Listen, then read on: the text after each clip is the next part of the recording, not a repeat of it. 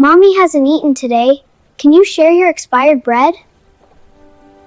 The words came from a 6-year-old boy in a jacket 2 sizes too small, and they stopped Daniel Crawford cold in the middle of a bakery on Christmas Eve. He was a CEO worth millions. He had signed deals that moved markets, shaken hands with senators, and built an investment empire from the ground up over 15 years of relentless work. But nothing in his 38 years of life had prepared him for this question, or for what he would discover about the woman standing behind the counter, her eyes filling with tears of shame. What happened next in that small bakery on Madison Avenue would change 4 lives forever. It would prove that sometimes the universe puts you exactly where you need to be, and that the bravest thing in the world is not closing a billion-dollar deal. It is a hungry child asking a stranger for help. Before we continue, please tell us where in the world you are tuning in from. We love seeing how far our stories travel. And if you have not already, hit that subscribe button so you do not miss what happens next. The snow had been falling since dawn that Christmas Eve, blanketing Manhattan in a silence that felt almost sacred. The usual chaos of the city had softened into something gentler. Taxi horns muffled, footsteps quiet, the world holding its breath for the holiday to come. Daniel Crawford walked briskly down Madison Avenue, his 4-year-old daughter Grace secure in his arms. Her small face was pressed against his shoulder, her curly brown hair tickling his chin, her mittened hands clutching the lapel of his coat. At 4 years old, she was getting heavy for long carries, but she had been fussy all morning, and he had learned 18 months ago that sometimes the only thing that calmed her was the steady rhythm of her father's heartbeat against her cheek. He was the CEO of Crawford Investment Group, a position he had worked 15 years to achieve. The navy cashmere overcoat he wore was tailored perfectly to his tall frame. 6'2", with dark hair that had started showing threads of silver at the temples far too early, a consequence of stress rather than age. His shoes were polished Italian leather. His watch was a Patek Philippe, the kind that whispered success rather than shouted it. To anyone passing by on that snowy street, Daniel Crawford looked like a man who had it all figured out. The penthouse apartment on the Upper East Side, the corner office with floor-to-ceiling windows, the respect of his peers, the fear of his competitors, the admiration of financial journalists who wrote glowing profiles about his investment strategies. They did not see the exhaustion carved into the lines around his eyes. They did not know that his wife Jennifer had passed away 18 months ago from cancer that had stolen her in 6 brutal months, or that he was still learning how to be both mother and father to their daughter. They did not see him lying awake at 3 in the morning, staring at the ceiling of the bedroom they had once shared, wondering if he was doing any of it right. They did not know that Grace had started forgetting her mother's voice, and that this terrified him more than any market crash ever could. "Daddy?" Grace murmured against his shoulder, her voice small and sleepy. "I am hungry." Daniel's heart clenched. He had been so focused on getting to the office to sign the year-end papers before the holiday shutdown that he had forgotten to pack her snacks. A simple thing. A thing Jennifer would never have forgotten. She had been the one who remembered everything. The snacks, the extra mittens, the favorite stuffed bunny that Grace could not sleep without. Now it was just him, and he was constantly forgetting, constantly failing, constantly trying to fill shoes that would never quite fit. "I know, sweetheart," he said softly, adjusting her weight in his arms. "We will get you something right now?" "I promise." The office visit had taken longer than expected. Some last-minute complications with a merger that could not wait until January. Signatures that needed his pen and no one else's. By the time he and Grace had emerged back onto the street, the afternoon light was already fading into that soft blue twilight that comes early in December. The streetlights were flickering on, their glow reflecting off the fresh snow, and Christmas decorations sparkled in every window. "I am really hungry, Daddy," Grace said again, and this time her voice had that edge that meant tears were not far behind. "My tummy is making noises." Daniel looked around desperately. Most of the restaurants on this stretch of Madison Avenue were upscale establishments with hour-long waits, not exactly suitable for a fussy 4-year-old on the verge of a meltdown. He needed something quick, something simple, something. That is when he spotted it. Across the street, nestled between a high-end boutique and an art gallery, was a small bakery he had never noticed before. Its windows glowed warmly against the darkening sky, decorated with strings of twinkling lights and garlands of evergreen. A small wreath hung on the door, and through the glass he could see display cases filled with bread and pastries. Golden Hearth Bakery, read the hand-painted sign above the door, the letters slightly faded but charming. The place looked clean and inviting, like something out of a Christmas card. More importantly, it looked like somewhere he could get Grace fed quickly before she dissolved into tears. "Look, Lilybug," Daniel said, pointing at the bakery. "See the pretty lights? Want to go get a treat?" Grace lifted her head from his shoulder, her brown eyes brightening with interest. "A cookie? Maybe a cookie. Maybe a croissant. Whatever you want." "Okay, Daddy." Daniel waited for a break in traffic, then carried Grace across the street. The snow was falling harder now, fat flakes that caught in their hair and melted on their cheeks. By the time they reached the bakery door, both of them were dusted with white. He pushed open the door, and a small bell chimed softly overhead. Warmth enveloped them immediately, along with the heavenly scent of fresh bread and cinnamon. Daniel inhaled deeply, and for just a moment the tension in his shoulders eased. This smell, flour and sugar and something baking, it reminded him of Sunday mornings when Jennifer was alive, when she would make pancakes while he read the paper, and Grace banged her sippy cup on her high chair. The bakery was small but beautiful in its holiday decoration. Twinkle lights draped along the crown molding, casting everything in a soft golden glow. A small Christmas tree stood in the corner, adorned with ornaments shaped like croissants and baguettes and little gingerbread men. Wreaths hung on the walls tied with red velvet ribbons. A neon sign reading "Happy Holidays" glowed cheerfully in the window. It was the kind of place that felt like someone had poured love into every detail. Behind the counter stood a woman arranging pastries in the display case. Daniel's first impression was of quiet beauty, the kind that came from within rather than from makeup or expensive clothes. She was perhaps 30 or 31, with long blonde hair pulled back in a neat ponytail that cascaded down her back like spun gold.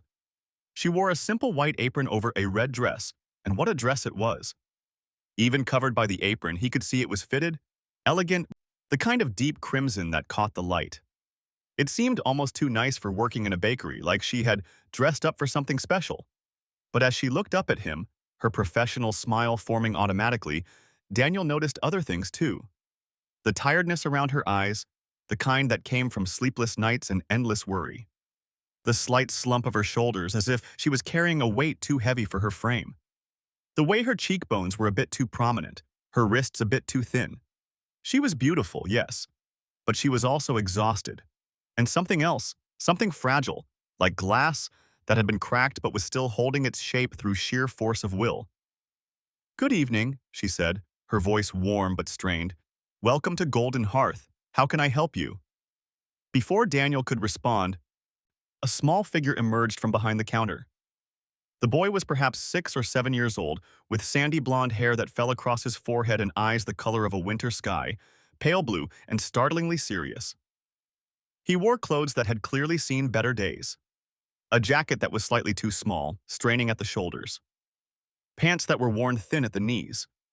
Shoes that were scuffed and old, with duct tape carefully wrapped around one toe where the sole was separating. But his face was clean, his hair was combed, and there was something in the careful way he held himself that spoke of a mother who was still trying, still fighting, still doing everything she could to keep up appearances even when everything was falling apart. "Mama, are those customers?" the boy asked, looking at Daniel and Grace with undisguised curiosity. "Yes, Oliver," the woman said, and Daniel caught the slight edge of tension in her voice. "Go ahead and work on your coloring in the back, sweetheart. I will call you when we close up." But Oliver did not move toward the back. Instead, he stepped closer to the display case, studying Daniel and Grace with that frank, assessing gaze that children have before they learn to hide their thoughts. His eyes moved from Daniel's expensive coat to Grace's good shoes, from the cashmere scarf around Daniel's neck to the designer mittens on Grace's hands. It was not envy in his expression, Daniel realized. It was something more complicated. Wistfulness, maybe. A hunger that went beyond food. Grace, suddenly shy in the presence of another child, buried her face in Daniel's shoulder. "What can I get for you?" the woman asked. Her name tag, Daniel noticed, read Emma in careful, handwritten script. Daniel shifted Grace in his arms, settling her more comfortably on his hip. "What would you like, Lilybug? A cookie? A croissant?" Grace peeked out from his shoulder, her eyes widening at the array of treats in the display case. Chocolate croissants, cinnamon rolls dripping with icing, sugar cookies decorated like snowflakes and Christmas trees, fruit tarts with glistening berries, loaves of artisan bread in every shape and size. "That one, Daddy," she said, pointing at a chocolate croissant that was practically gleaming under the display lights. "The chocolate one." "Great choice," Emma said, reaching for the pastry with a piece of tissue paper. Her hands were steady but thin, the knuckles slightly prominent. Working hands, Daniel thought. Hands that kneaded dough and scrubbed pans and probably had not held anything soft or beautiful in a long time. "Anything else?" "I will take a coffee. Black," Daniel said, scanning the rest of the case. "And one of those cinnamon rolls." As Emma prepared his order, moving with careful efficiency, Oliver continued to watch them. There was something about the way the boy looked at Grace's winter coat, pink and puffy and clearly expensive, that made Daniel uncomfortable. Not because the child was being rude, but because of what his gaze revealed. Oliver was looking at Grace's coat the way a person dying of thirst looks at water. Emma worked behind the counter, wrapping the pastries in tissue paper, pouring coffee from a carafe into a to-go cup. Daniel noticed how precise her movements were, how deliberate. As if even these simple actions required concentration, required her to focus on each small task so she would not have to think about anything else. The bakery was quiet except for the soft Christmas music playing from somewhere in the back. Bing Crosby crooning about a white Christmas. Outside the window, the snow continued to fall, the world wrapped in white and silence. "That will be $12.50, Emma said, managing a smile that did not quite reach her eyes. Her voice was pleasant, professional, but underneath it Daniel could hear the strain, the tiredness, the weight of something heavy pressing down on her. He pulled out his wallet, extracted a 20, handed it to her. Their fingers brushed briefly during the exchange, and he noticed how cold her hands were despite the warmth of the bakery. As Emma opened the register to make change, Oliver spoke up suddenly. "Excuse me, sir." Daniel looked down at the boy. "Yes?" Oliver glanced at his mother, then back at Daniel. There was something in his young face that was far too old. A seriousness, a weight, a knowledge of hard things that no child should have to carry. He seemed to be wrestling with himself, fighting some internal battle between pride and desperation. Desperation 1. "Are you going to throw away what you do not eat?" "Oliver?" Emma's voice was sharp with embarrassment, her cheeks flushing red. "I am so sorry, sir. He does not mean—" "I just wondered," Oliver continued, his voice steady but small, determined to get the words out before his mother could stop him. "Because sometimes people do not finish everything. And if you do not want it, maybe we could—" He swallowed hard, his small hands clenching at his sides. "I mean, Mama has not eaten today. And if there was expired bread or things you do not want, maybe—" He trailed off, and the silence that followed felt enormous. Daniel stood very still. Grace was warm and solid in his arms, her small fingers playing with his collar, completely unaware of the weight of the moment unfolding around her. The Christmas music continued to play softly in the background, Bing Crosby giving way to Nat King Cole, chestnuts roasting on an open fire. Emma's face had gone pale, then flushed deep red. Her hands, holding Daniel's change, were trembling visibly. Her eyes had filled with tears that she was desperately trying to blink back. "Oliver, we do not ask customers for—" Her voice cracked and she stopped, pressing her lips together hard. She looked like she wanted the floor to open up and swallow her whole. Daniel looked at her, really looked at her, and saw what he had missed before. The dress was beautiful, yes, but now he noticed how loose it was around her waist, as if she had lost weight recently. The blonde hair was lovely, but the roots looked slightly dry, the kind of neglect that comes from not being able to afford good shampoo. Her makeup was carefully applied, but it could not quite hide the hollows under her cheekbones, the pallor of her skin. She was starving, Daniel realized. She was literally starving. And she had still put on her best dress and done her makeup and opened her bakery on Christmas Eve, because what choice did she have? He looked at Oliver, at his too small jacket with the straining seams, at his old shoes with the duct tape holding them together, at his serious eyes that had seen too much, and Daniel understood. He understood because 18 months ago, he had been drowning too. Not in poverty, he had money, had always had money, but in grief so deep and so dark that it had nearly pulled him under. He had forgotten to eat for days at a time. He had let bills pile up unopened because he could not bring himself to care. He had held Grace in his arms and sobbed because he did not know how to be a mother and a father, did not know how to fill the void Jennifer had left, did not know how to keep going when every breath felt like lifting a weight. He had been saved by kindness, by an elderly neighbor who had seen his pain and responded with casseroles and compassion, by someone who had caught him when he fell. And now, standing in this bakery on Christmas Eve, Daniel knew exactly what he needed to do. Daniel's first instinct, shamefully, was to pretend he had not heard. To take his coffee and his croissant and his chocolate pastry for Grace, to pay his $12.50, to walk out the door and back into his comfortable life where problems like this did not exist. Back to his penthouse apartment with its designer furniture and its fully stocked refrigerator and its emptiness that no amount of money could fill. He had done it before. Walked past homeless people huddled in doorways, ignored the donation requests that came in the mail, told himself that he gave generously to charity already, that he could not solve every problem, that it was not his responsibility to save the world. But Oliver was looking at him with those serious blue eyes. Eyes that held no resentment, no anger, just a simple hope that maybe this stranger in the nice coat might say yes, that maybe tonight his mother might eat. And suddenly Daniel was somewhere else. Suddenly he was sitting in his kitchen at 2 in the morning, 18 months ago, surrounded by sympathy cards he could not bear to open.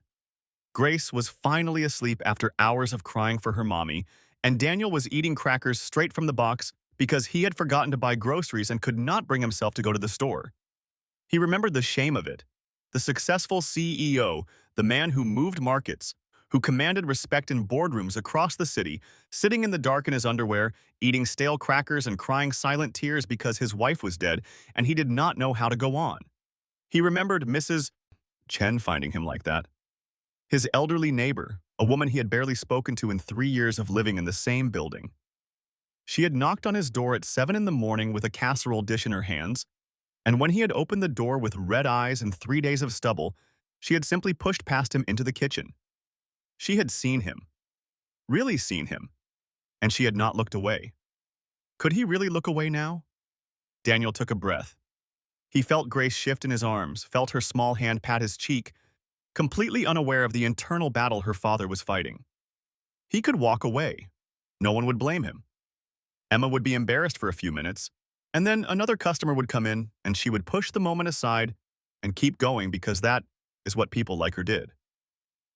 They kept going because they had no other choice, or he could be the person Jennifer had always believed he was, the man she had fallen in love with, the man she had married, the man she had trusted to raise their daughter.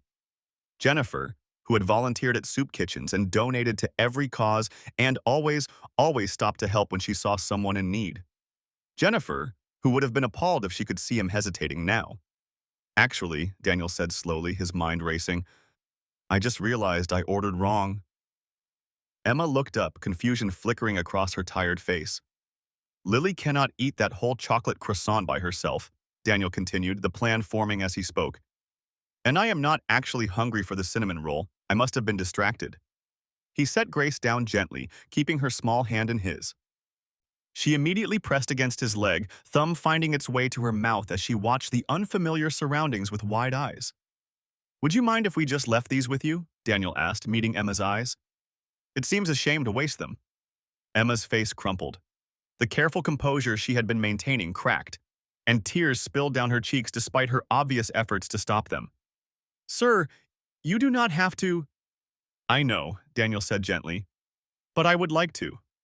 He looked around the bakery, taking in the display cases still half full of unsold goods, the beautiful decorations that must have taken hours to arrange, the small Christmas tree with its handmade ornaments.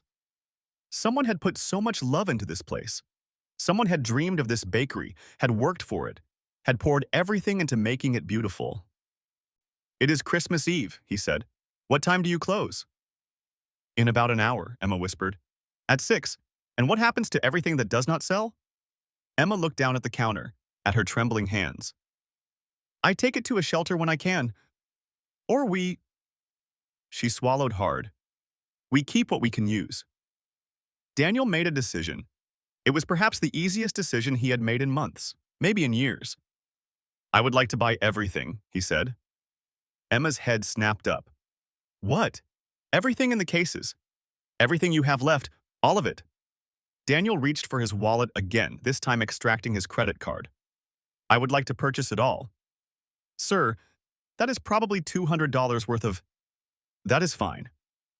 Emma stared at him like he had started speaking a foreign language. Behind her, Oliver had gone very still, his young face a mixture of hope and disbelief. And I would like you to close the shop early, Daniel continued. It is Christmas Eve. You should be home with your son, not standing behind a counter waiting for customers who probably will not come. The tears were flowing freely down Emma's face now, silent rivers that she did not even try to stop. Her hands shook as she pressed them against the counter for support. I do not understand, she whispered. Why would you do this? You do not even know us. Daniel thought about how to answer. He thought about Mrs. Chen and her casseroles, about Jennifer and her endless compassion, about the darkness he had lived in for 18 months and the small lights that had guided him through. Because your son asked me a question, he said quietly, and it was the bravest thing I have seen in a long time. Because it is Christmas Eve, and no one should be hungry or alone. Because I can help, and that should be reason enough. He paused and then added more softly, and because my wife died 18 months ago. I know what it is like to feel like you are drowning, to feel like you are failing, to skip meals so your child can eat. Emma's hand flew to her mouth, a sob escaping despite her efforts to contain it. I know what it is like, Daniel said, to be so deep in the darkness that you cannot see any way out.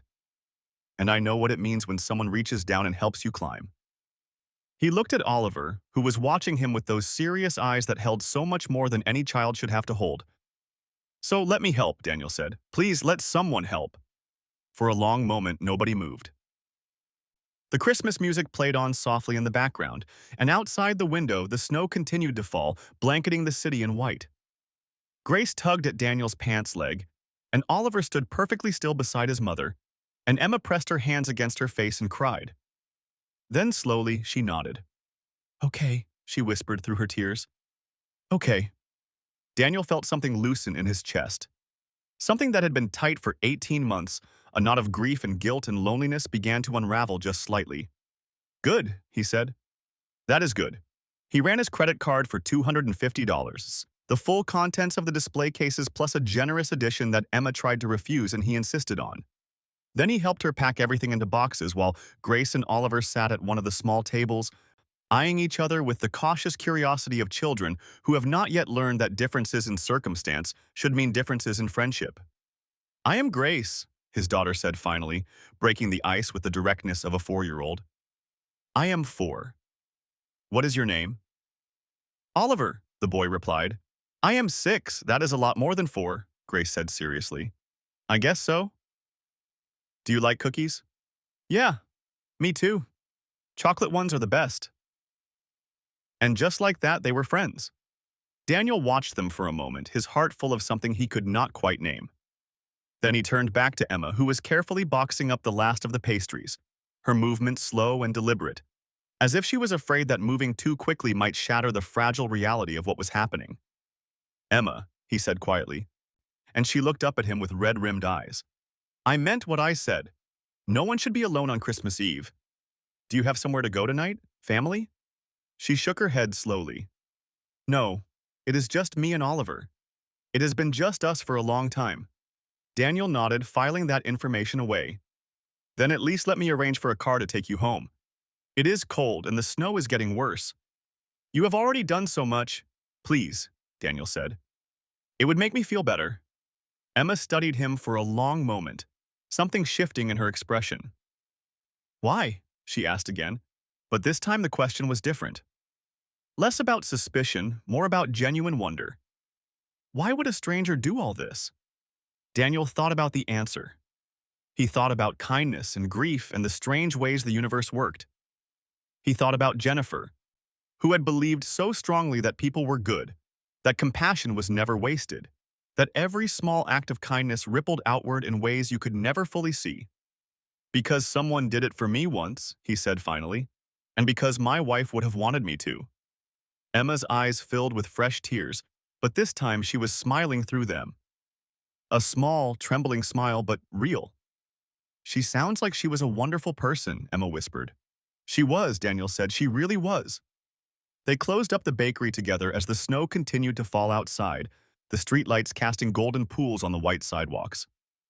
Emma locked the door and flipped the sign to closed, and there was something both final and beginning about the gesture. Daniel had called for a car service, but the estimated wait was 45 minutes due to the holiday and the weather. So they sat down at one of the small tables in the bakery, surrounded by the warm glow of the Christmas lights, while their children played quietly in the corner. Grace had discovered Oliver's coloring books, and the two of them were bent over a picture of a Christmas tree, Grace scribbling enthusiastically with a green crayon, while Oliver carefully filled in the ornaments with more precision than most 6-year-olds possessed. "She is sweet," Emma said, watching them. "Your daughter." "Thank you," Daniel replied. "She is the best thing in my life." He paused, then added, "The only thing, really. Since Jennifer died, she has been my reason for getting up in the morning." Emma nodded slowly. Her hands were wrapped around a cup of tea that Daniel had insisted she make for herself, and some color had returned to her cheeks. She still looked exhausted, still looked too thin, but there was something different in her eyes now. A light that had not been there before. Hope, Daniel realized. That was what it was. Hope. "Can I ask you something?" he said carefully. "You do not have to answer if you do not want to." Emma looked at him, then at her tea, then back at him. "Okay, what happened?" "To bring you here, I mean. To this." He gestured around the bakery. "You are clearly talented. This place is beautiful. And Oliver?" He glanced at the boy who was teaching Grace how to color inside the lines. "He is an amazing kid, but things have obviously been hard. What happened?" For a long moment, Emma did not answer. She stared into her tea as if the answers might be floating in the amber liquid. Outside, a snowplow rumbled past, its lights flashing orange through the window. Then, slowly, the words started to come. "I used to be a pastry chef," Emma said quietly. "A good one. I worked at the Grandview Hotel downtown. Do you know it?" Daniel nodded. He had attended several business dinners there over the years. It was one of the finest hotels in the city, known for its 5-star restaurant and its impeccable service. "I started there right out of culinary school. Worked my way up from prep cook to line cook to assistant pastry chef to head pastry chef." A ghost of pride flickered across her face. "I was good at it. Really good. The executive chef used to say I had magic in my hands." She held up those hands now, looking at them as if they belonged to a stranger. "I made wedding cakes for celebrities, birthday cakes for politicians' children, desserts that got written up in magazines." She laughed, but there was no humor in it. "It feels like another life now." "What happened?" Daniel asked again gently. Emma was quiet for a moment, and when she spoke again, her voice was barely above a whisper. "I met Ryan Mitchell." The name fell between them like a stone dropped into still water. "He was charming," Emma continued, still staring at her tea. "God, he was so charming. Handsome, funny, confident. He swept me off my feet, said all the right things, did all the right things. I thought I had found my Prince Charming." She laughed again, and this time the bitterness was unmistakable. "We got married after a year of dating. I was so happy. So stupidly, blindly happy. And then Oliver came along, and I thought my life was perfect. I had a career I loved, a husband I adored, a beautiful baby boy. What more could anyone want? When did it change?" Emma looked up at him, and Daniel saw the old pain in her eyes. The kind of pain that never fully heals, just scars over enough to make living bearable. When Oliver was about a year old, Ryan started coming home late, missing dinners, being secretive about his phone. I told myself it was work stress. He was in sales, always under pressure to meet quotas. I made excuses for him. She took a sip of her tea, her hands trembling slightly. Then the money started disappearing. Little things at first, a few hundred here, a few hundred there. I thought maybe he was just being careless with expenses, but then it got worse, much worse. Our savings account was drained. Credit cards I did not know we had were maxed out. Daniel felt his jaw tighten. He could see where this was going, and he felt a surge of anger toward a man he had never met. I confronted him finally. demanded to know what was going on. Emma's voice had gone flat. The way it does when you are telling a story you have told yourself 100 times, trying to make sense of senseless things. That is when I found out about the gambling. Gambling? Emma nodded. Online poker mostly, but also casino trips when he said he was on business. Sports betting. Anything he could gamble on, he gambled on. He was addicted. Had been for years, apparently. He had hidden it from me the entire time we were dating. The entire time we were married.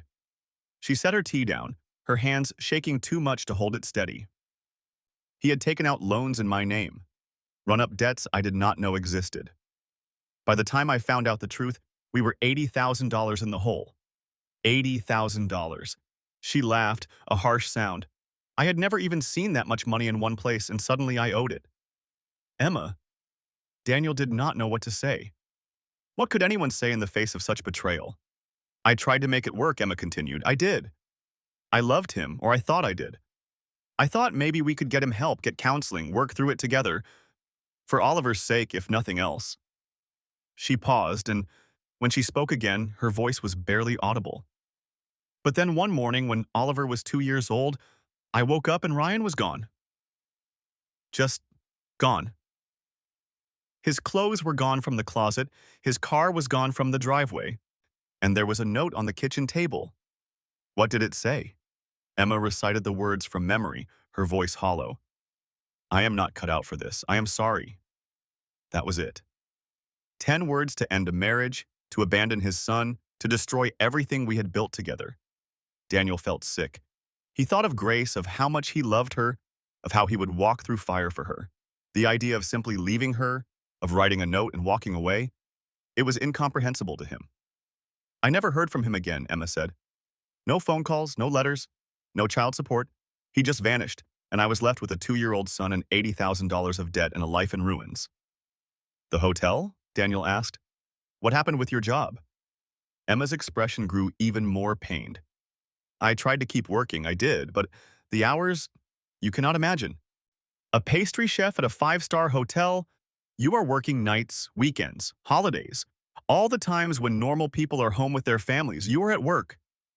She glanced at Oliver, who was now listening to Grace chatter about her favorite cartoon while he continued to color methodically. Oliver has anxiety. Had it even before Ryan left, but it got worse after. He could not handle daycare. He would cry for hours, work himself into such a state that he would make himself sick. I tried 3 different programs, but none of them worked. He needed me, needed stability, needed routine. So you had to quit. I did not have a choice. The hotel would not give me a shift that worked with single parenthood. They needed someone who could work until midnight, who could come in on Christmas Eve and Easter Sunday and every other time normal people are celebrating with their families. Emma's voice cracked. So I left. Gave up the career I had spent 10 years building. Gave up everything I had worked for. Daniel reached across the table and took her hand. He did not think about it, it just happened. Her fingers were cold, and he wrapped both his hands around hers, trying to give her some warmth. Emma looked at their joined hands, then up at his face. Tears were streaming down her cheeks again. I took whatever jobs I could find, she continued. Waitressing, cleaning houses, working the early morning shift at a grocery store bakery so I could be home when Oliver got out of school. Nothing paid enough. Nothing ever paid enough. She pulled one hand free to wipe her eyes, but kept the other in Daniel's grip. Then 6 months ago, I heard about this place. The previous owner was retiring, wanted to sell the business but could not find a buyer. He let me take it over for almost nothing. I think he felt sorry for me. I thought it was my chance. I could work my own hours, keep Oliver with me, use my skills again. She gestured around the bakery, at the beautiful decorations, the handmade ornaments, the cases full of goods she had made with her own hands. But the rent keeps going up. The foot traffic here is not great, too far from the main shopping areas. I cannot afford advertising. I barely break even most months, and some months... She stopped, her voice failing. Some months you do not eat, Daniel finished quietly. So Oliver can. Emma nodded, unable to speak. The dress, Daniel said, understanding dawning. The red dress. That is why you wore it today. Emma looked down at herself, at the crimson fabric visible beneath her white apron. It is the last nice thing I have from before, from my old life. I thought, she laughed bitterly. I thought if I looked put together, maybe it would bring luck. Maybe more customers would come in. Maybe Christmas Eve would be different. Daniel tightened his grip on her hand. It was different, he said. I came in. Emma looked at him and something passed between them. Something neither of them was ready to name, but both of them felt. Why do you keep helping me? She whispered. You have already done so much. Why do you care what happened to some stranger in a bakery? Because you are not a stranger anymore, Daniel said simply. And because I know exactly what it feels like to be where you are. Emma wiped her eyes, then took a shaky breath. Tell me, she said. You said your wife died. Tell me about her. If you want to. Daniel leaned back in his chair, still holding Emma's hand. He looked out the window at the falling snow, at the Christmas lights reflecting off the white world outside, and thought about Jennifer. We met in college, he began. I was studying business. She was studying art history. We had nothing in common on paper. I was driven, ambitious, always planning my next move. She was free-spirited, creative, lived completely in the moment. He smiled at the memory. I saw her across a crowded lecture hall during a general education class we were both taking.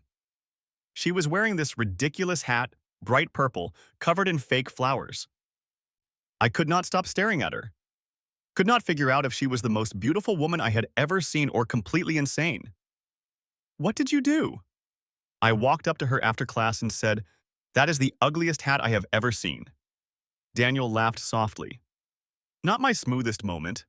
What did she say? She said, That is because you have no taste. And then she smiled at me, and that was it. I was gone. Completely, hopelessly gone. Emma was watching him with soft eyes. She sounds wonderful. She was. Daniel's voice thickened. She was everything I was not. Warm where I was cold, open where I was guarded. She taught me how to laugh, how to relax, how to see beauty in things I would have walked right past. She made me a better person. He paused, gathering himself. We got married right after graduation. Everyone said we were too young, that we should wait, that we did not know what we were doing. They were probably right about all of it. But we did not care. We were in love, and that was enough. And Grace? Grace came 8 years later. We had tried for so long, years of disappointment, of hoping and being let down. And then suddenly, there she was. This perfect little miracle with her mother's eyes on hers and her mother's stubborn streak. Daniel's throat tightened. He looked over at his daughter, who had abandoned the coloring books and was now playing some kind of clapping game with Oliver, their small voices chanting a rhythmic song. Jennifer was the best mother I have ever seen, he continued. Endlessly patient, infinitely loving. She made everything an adventure. Going to the grocery store was an adventure. Taking a bath was an adventure. She could make Grace laugh with just a look. He fell silent for a moment, lost in memories. When did she get sick? Emma asked gently. Grace had just turned 3. Daniel's voice dropped and he had to force the words out. Jennifer started getting tired all the time. We thought it was just the demands of chasing a toddler around. Then she started losing weight, getting headaches. Finally, I convinced her to see a doctor. He closed his eyes. Pancreatic cancer. Stage 3 by the time they found it. The doctors said they could try treatment, but the survival rates were... He shook his head. We tried everything. Chemo, radiation, experimental treatments.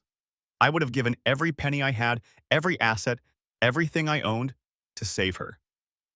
But none of it mattered. How long? Emma whispered. 6 months. 6 months from diagnosis to the end. 6 months of watching the woman I loved fade away.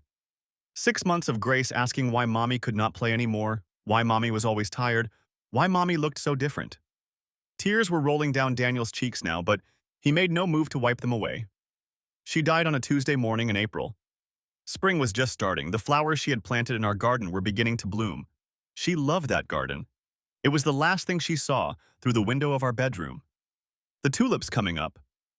Emma was crying too, silent tears that neither of them acknowledged. After she died, Daniel continued, I fell apart. Completely, utterly apart. I could not eat, could not sleep, could barely take care of Grace. I have all the money in the world, resources most people cannot imagine, but none of it mattered. None of it helped. I was drowning in grief and I did not know how to swim. How did you survive? Emma asked. Mrs. Chen, Daniel said, and his voice warmed slightly. An elderly Chinese woman who lived in the apartment next to ours. We had been neighbors for 3 years, and I could probably count on one hand the number of real conversations we had had. But after Jennifer died, she started showing up at my door. What did she do? She brought food. Every single day she brought food. Not just any food. Full meals, carefully prepared, enough to last us for days. Soups and stews and dumplings and things I could not even identify, but that tasted like comfort, like home. Like someone cared whether I lived or died. Daniel smiled at the memory. She would ring my doorbell, hand me the containers, and leave without saying much. Just a few words. Eat, take care of that baby, honor your wife by living. And then she would be gone. That is beautiful, Emma said softly. I tried to pay her. Multiple times. Tried to give her money for the groceries, offered to hire her to help with Grace, suggested every form of compensation I could think of. She refused everything. Finally, one day, I asked her why. Why was she doing this? Why did she keep helping a stranger who had barely acknowledged her existence for 3 years? What did she say? Daniel's voice dropped to almost a whisper. She told me that 40 years ago her husband died. She was young, alone, terrified. She could not work for months. She was too consumed by grief to function. And someone helped her. Someone paid her rent that year, made sure her bills got paid, left groceries on her doorstep. She never found out who it was. Never got to say thank you. He met Emma's eyes. She told me, that is how the world should work. We catch each other when we fall. Now it is my turn to catch someone. Emma let out a shaky breath. And now you are catching me. I am trying to, Daniel said. If you will let me. They sat in silence for a moment, hands still linked across the table. Outside, the snow was falling heavier now, the world beyond the window a swirl of white. There is only one thing I want in return, Daniel said finally. Emma tensed slightly. What? A promise. That someday, when you are back on your feet and life has gotten better. And it will get better, Emma, you will help someone else who needs it. You will catch someone when they fall, keep the cycle going. Emma stared at him for a long moment. Then slowly she nodded. I promise, she whispered. I promise I will pass it on. That is all I ask. They finished packing up the bakery in companionable silence. Daniel arranged for the bulk of the baked goods to be delivered to a homeless shelter a few blocks away, far too much for either of their families to eat, and it felt right to share the abundance. He also, when Emma was not looking, made a call to his accountant, arranging for a transfer to her business account. Enough to cover rent for several months, to buy better ingredients, to give her breathing room. She would find out eventually, and she would probably try to refuse it, but by then it would be too late. The money would already be working its magic. Before they parted ways, Oliver approached Daniel shyly. Mr. Crawford? The boy's voice was small but steady. Thank you for helping my mama. She works really hard and she tries to make sure I do not know when she is worried. But I always know. I always know. Daniel crouched down to Oliver's level, looking into those serious blue eyes. You are a good son, Oliver. Watching out for your mom, noticing when she needs help, that takes courage. A lot of grown-ups are not that brave. Oliver nodded solemnly. Mama says courage is being scared, but doing the thing anyway. Your mama is very wise. Daniel reached into his wallet and pulled out a business card. It felt strange to give a business card to a 6-year-old, but something told him Oliver would treasure it. I want you to keep this, he said. When you are older, when you are looking for a job or need advice, or just want to talk about anything at all, you call me, okay? Deal? Oliver took the card carefully, holding it like it was precious. His eyes scanned the raised letters, even though he probably could not read all the words yet. Deal, he said seriously. I will keep it safe. Grace tugged on Daniel's sleeve. Daddy, can Oliver be my friend? Daniel looked at Emma, who was watching the exchange with tears in her eyes. She smiled and nodded. Yes, sweetheart, Daniel said, lifting Grace into his arms. Oliver can definitely be your friend. They exchanged phone numbers, standing in the doorway of the bakery as the snow swirled around them. made plans to get the children together after the holidays. And when Daniel finally walked away, carrying Grace through the white world, he felt lighter than he had in 18 months. He did not know it then, but his life had just changed forever. A hungry boy's brave question in a small bakery on Christmas Eve had set something in motion. Something bigger than money or charity or a single act of kindness.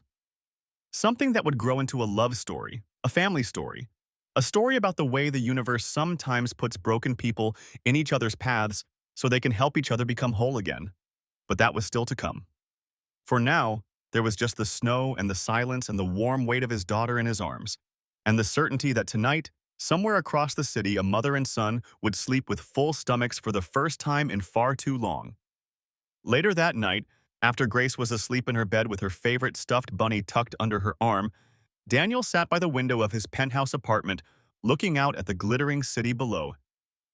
The snow had stopped falling, and the world lay quiet and white, peaceful in a way New York rarely was.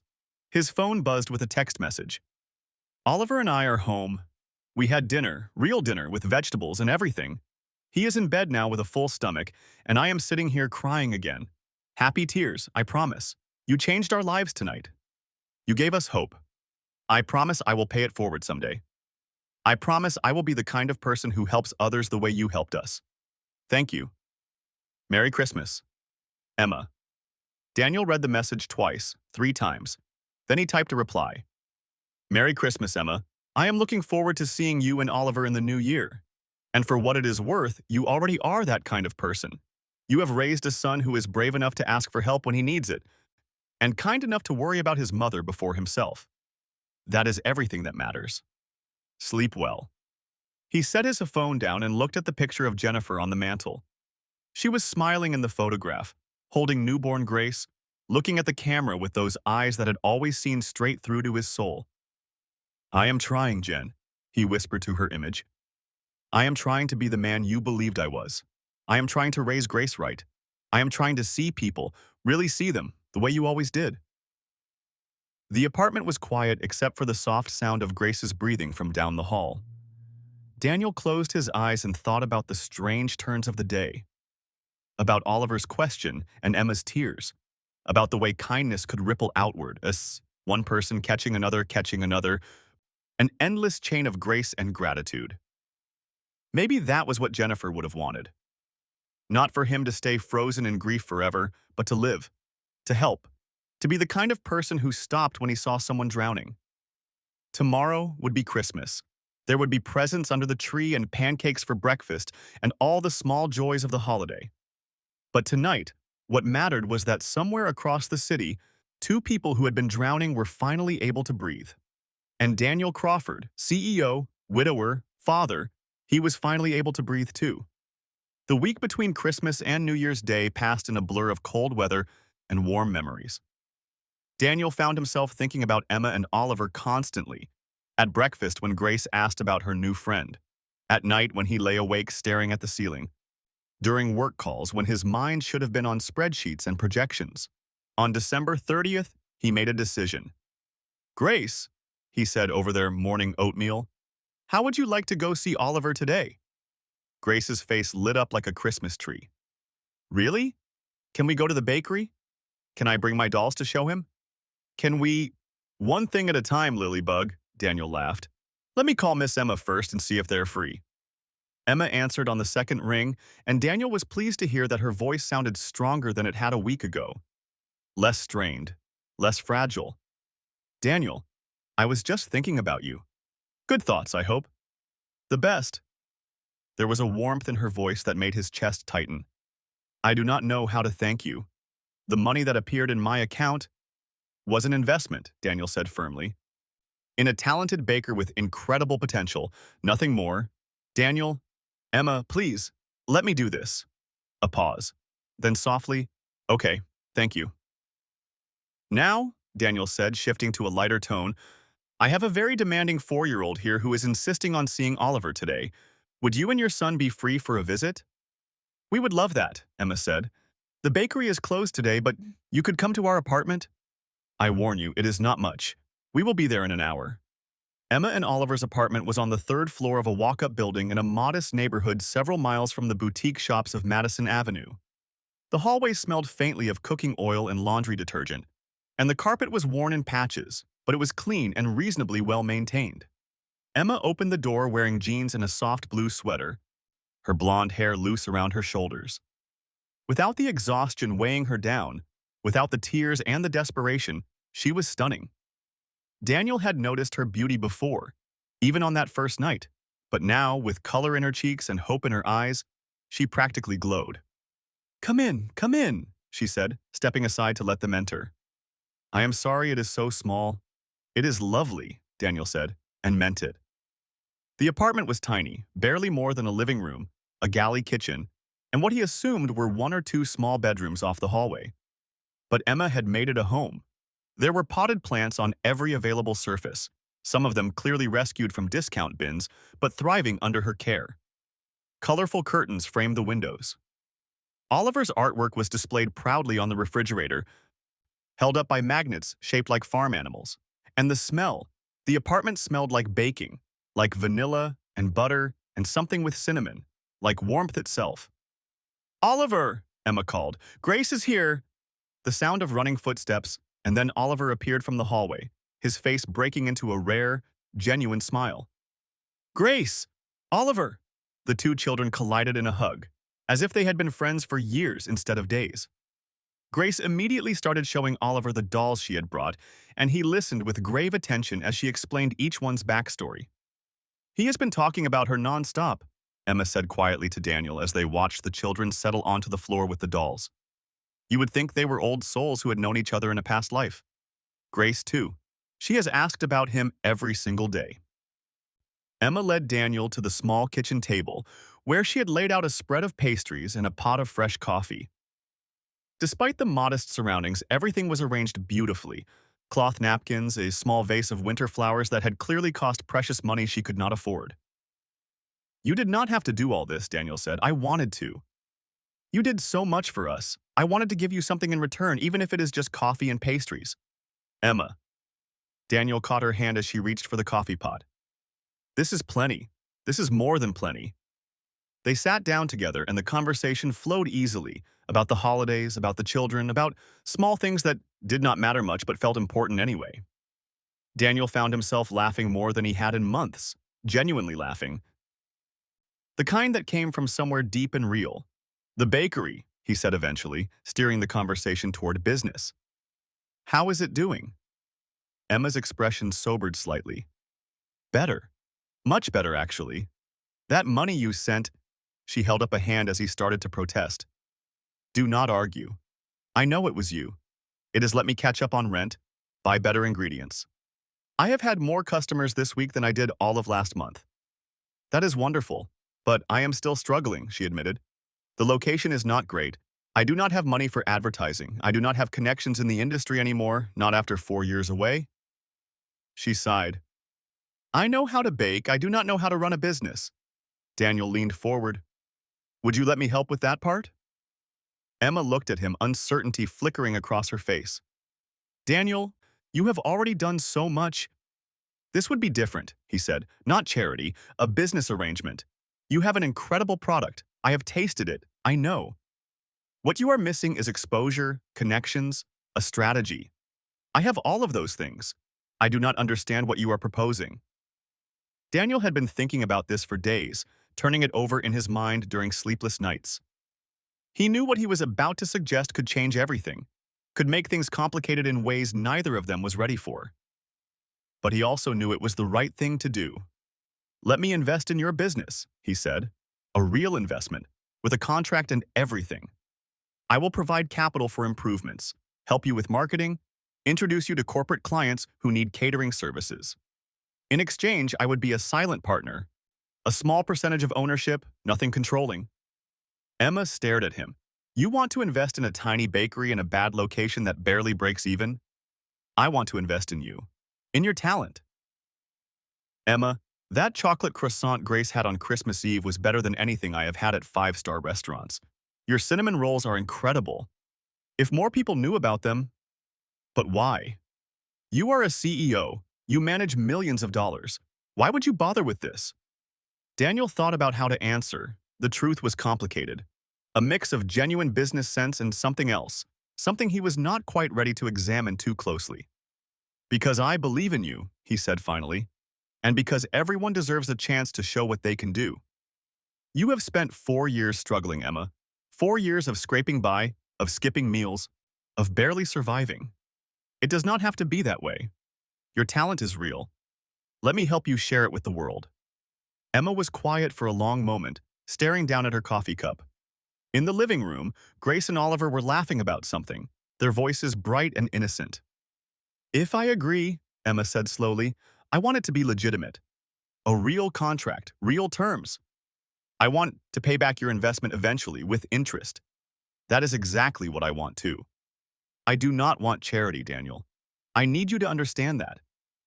I have accepted help when I had no choice, but I am not comfortable being someone's project. You are not a project, Daniel said firmly. You are a business opportunity, a damn good one. Emma looked at him for a long moment, her blue eyes searching his face. Whatever she was looking for, she seemed to find it. Okay, she said finally. Okay, let us do it. Daniel grinned. You will not regret this. I hope not. But she was smiling too, and there was something in her eyes that looked like the beginning of belief. I really hope not. The business partnership began in January, and with it came regular contact between the two families. Daniel and Grace started visiting the bakery 2 or 3 times a week.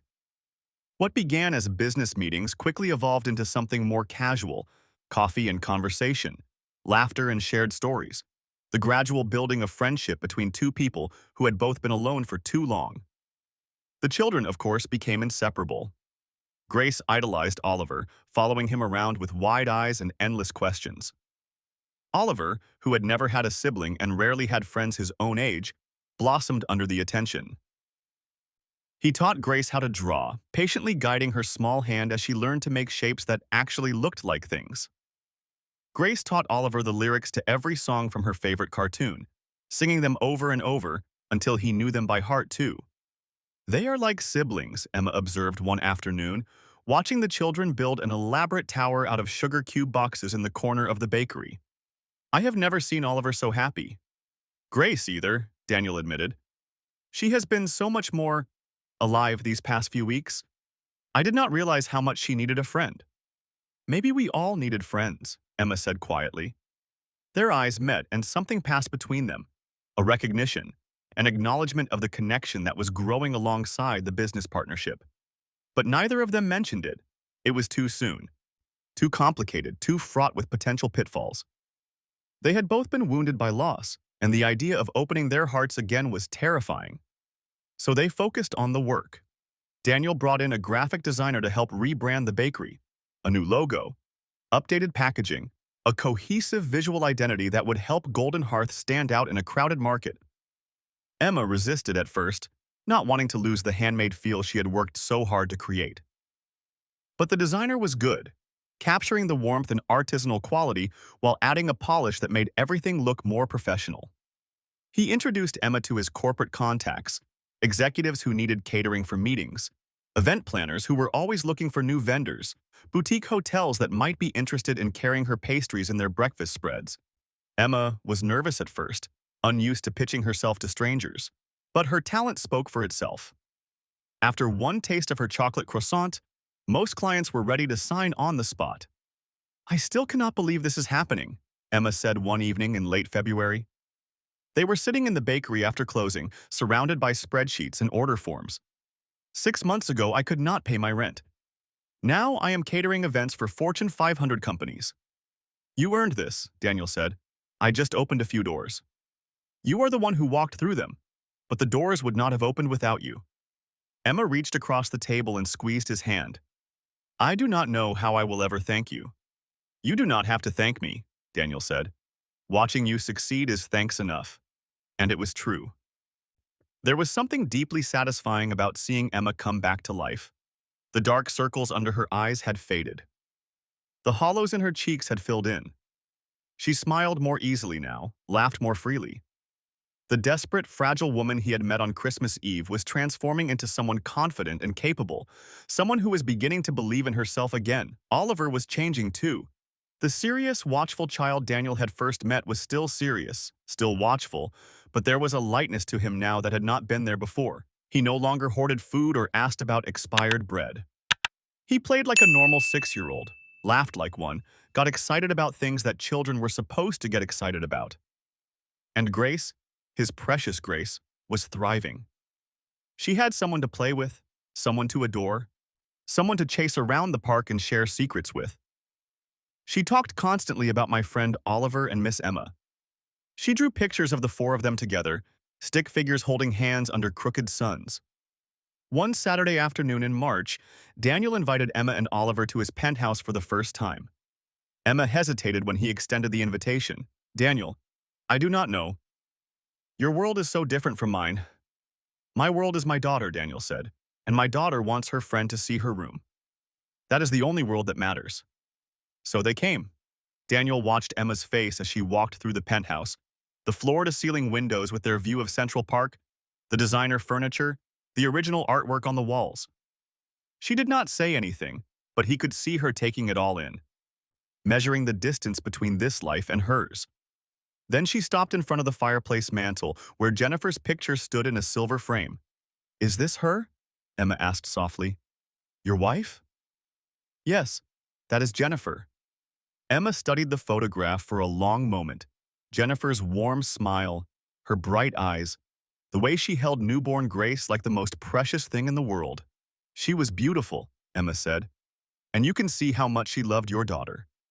"She loved everything," Daniel said, his voice rough. "She had the biggest heart of anyone I have ever known.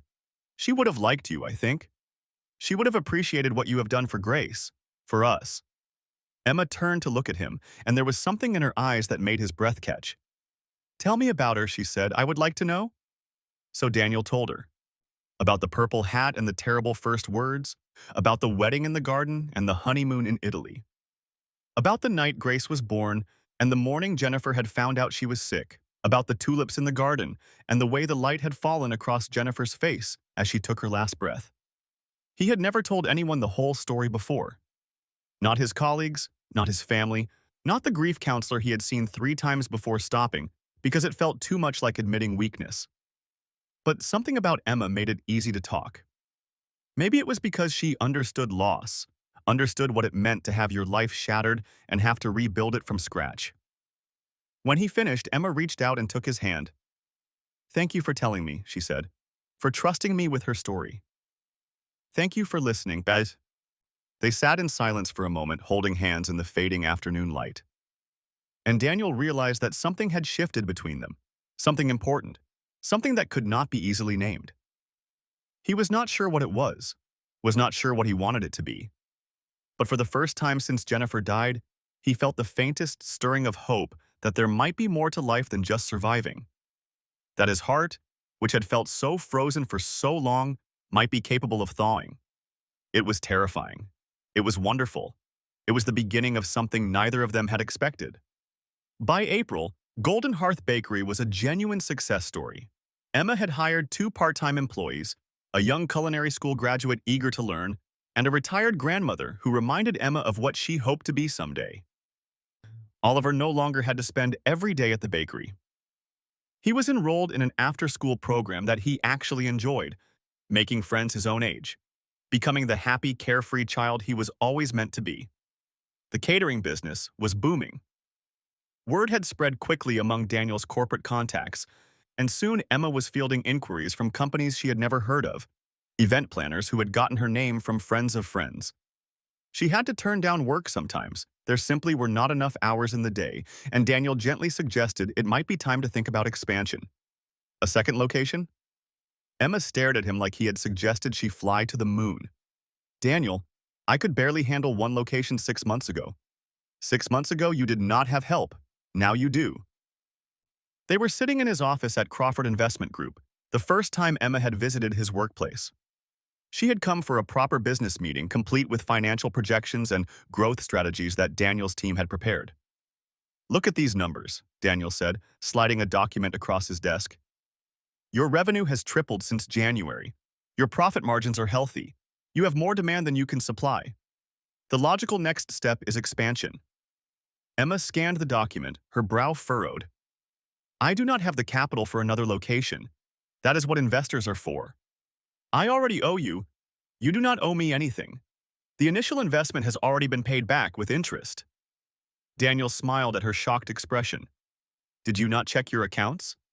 I had my accountant process the repayment last week. But how? Your business is profitable, Emma, legitimately, sustainably profitable. You did that. All I did was open some doors. Emma sat back in her chair, looking stunned. I do not know what to say. Say you will think about expansion. Not right away, when you are ready. But I want you to know the option is there. She was quiet for a long moment, staring out the window at the Manhattan skyline. When she spoke again, her voice was thoughtful. You know what I thought that first night, when Oliver asked you about the expired bread? What? I thought this was the worst moment of my life. I thought I had finally hit absolute rock bottom, my 6-year-old son begging a stranger for food in front of everyone. I wanted to die of shame. Daniel's chest tightened. Emma, but that moment led to this. She gestured around the office, at the documents on his desk, at the view of the city spread out below them. That moment of absolute humiliation led to everything good that has happened since. If Oliver had not asked that question, if you had not answered it, I would have walked past, Daniel admitted quietly. I almost did. I was going to take my coffee and leave. Pretend I had not heard. What stopped you? Daniel thought about it, really thought about it. He thought about Oliver's eyes, old and young at once, about Emma's trembling hands, about Mrs. Chen and her casseroles, about Jennifer and her endless compassion, about the darkness he had lived in and the light that had guided him out. I saw myself in you, he said finally. 18 months ago, I was drowning too. Different circumstances, but the same feeling of being utterly alone, utterly overwhelmed. Someone helped me then. I could not walk past someone else who needed the same thing. So we saved each other, Emma said softly. Is that what you are saying? Daniel met her eyes. Maybe we did. The moment stretched between them, charged with something neither of them was willing to acknowledge. Then Emma cleared her throat and looked away, breaking the spell. I should get back to the bakery. Afternoon rush is starting soon. Of course. Daniel stood, straightening his tie. I will walk you out. They did not talk about what had almost happened, about the words that had been hovering in the air between them, unspoken but felt. They talked about business instead, about projections and partnerships and practical things that kept them safely on neutral ground. But as Daniel watched Emma walk away, her blonde hair catching the sunlight, her step lighter than it had been 6 months ago, he knew that something had changed. The question was what to do about it. 4 months after Christmas Eve, Daniel Crawford could no longer deny what was happening to his heart. He thought about Emma constantly. At breakfast, when Grace chatted about Miss Emma and Oliver. At work, when he found himself staring out the window instead of reading reports. At night, when he lay awake in the dark and remembered the sound of her laugh, the way her eyes crinkled when she smiled, the soft scent of vanilla and cinnamon that clung to her hair. He caught himself looking for excuses to see her. Business meetings that could have been phone calls. Spontaneous visits to the bakery that were anything but. Reasons to bring Grace over. Reasons to stay longer than necessary. Reasons to sit across the table from Emma and pretend he was just being friendly. It was not just physical attraction, though that was certainly part of it. Emma Sullivan was beautiful, her long blonde hair, her bright blue eyes, the way that red dress had clung to her curves even when she was too thin from skipped meals. But what drew Daniel to her was something deeper, her strength, her resilience, the way she had rebuilt her life from ruins, had refused to give up even when giving up would have been so much easier. She reminded him of Jennifer in some ways. Not in appearance, Jennifer had been dark-haired and petite, a contrast to Emma's tall blonde elegance. But in spirit, in heart, in the way she loved her son with a fierceness that made Daniel's chest ache. And that was the problem, was it not? He still loved Jennifer. Part of him would always love Jennifer. She had been his first love, his only love, the mother of his child. How could he even think about loving someone else? The guilt gnawed at him. Every time he caught himself smiling at Emma, every time his heart raced when she walked into a room, he felt like he was betraying his wife, betraying her memory, betraying the love they had shared. One afternoon in late April, Daniel found himself standing in front of Jennifer's grave. It was a beautiful cemetery, rolling hills, old trees, weathered headstones alongside newer ones. Jennifer's grave was in a quiet corner, marked by a simple marble stone that read her name, the dates of her life, and the words beloved wife and mother. Daniel had brought flowers, tulips, her favorite. He placed them carefully at the base of the headstone, then stood there for a long time, not speaking. Finally, the words came. "I do not know what I am doing, Jen," he said quietly, his voice rough. "I feel like I am losing my mind. There is this woman, Emma. You would like her, I think. She is strong. She has been through hell, and she is still fighting. She is good with grace, Jen. Really good. And He trailed off, struggling to find the words. "I think I am falling in love with her." The admission hung in the air, heavy and impossible. I did not plan this. I did not go looking for it. But she appeared in my life and Grace adores her, and when I am with her I feel— He shook his head. "I feel alive again. For the first time since you died, I feel like there might be something worth living for beyond just surviving." He wiped at his eyes with the back of his hand. "I am scared, Jen. I am scared that loving someone else means forgetting you. I am scared that I am dishonoring your memory, that I am moving on too fast, that I am doing this all wrong. But I'm also scared of spending the rest of my life alone, of Grace growing up without a mother, of closing myself off from love because it hurts too much to risk losing it again." The wind rustled through the trees, sending a shower of blossoms across the grass. Daniel watched them fall, pink and white against the green. "I guess I am asking for your blessing," he whispered. "Or your forgiveness, or just some sign that it is okay, that you would want me to be happy, even if that happiness includes someone else." He stood there for a long time, waiting. The cemetery was quiet except for birdsong and the distant hum of traffic. No answer came. No voice from beyond. No supernatural sign. No message from his departed wife. But as Daniel turned to leave, a strange sense of peace settled over him. Maybe that was the answer. Maybe the absence of guilt, the easing of the knot in his chest, was Jennifer's way of telling him it was okay. Or maybe he was just telling himself what he needed to hear. Either way, he knew what he had to do next. While Daniel was wrestling with his feelings, Emma was fighting her own battle. She lay awake at night in her small bedroom, staring at the ceiling, listening to the sounds of the city outside her window. Oliver was asleep down the hall, safe and fed and happy for the first time in years. The bakery was thriving. Her life, which had been in ruins 6 months ago, was finally beginning to take shape again, and Daniel Crawford was at the center of all of it.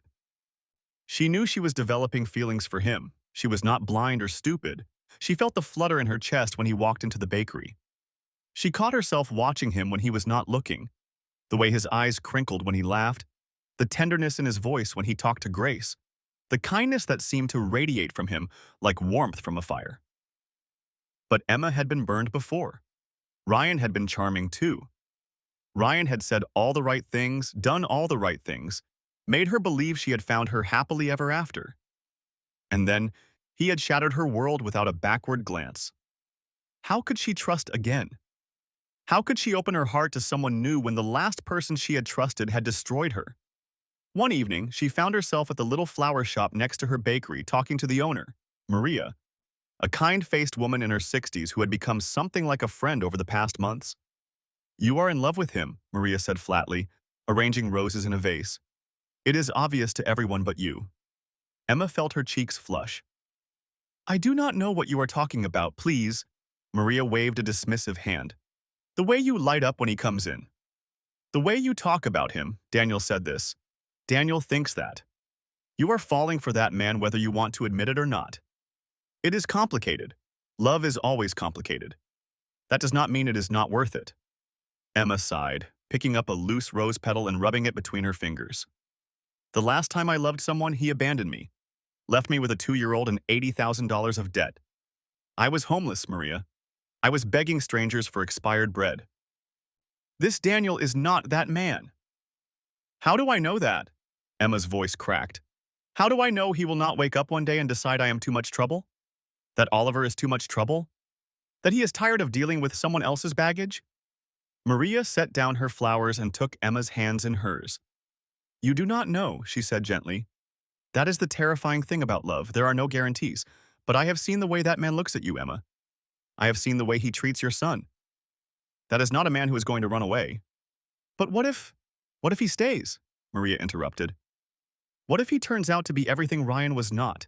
What if Oliver gets the father figure he deserves, and you get the partner you deserve?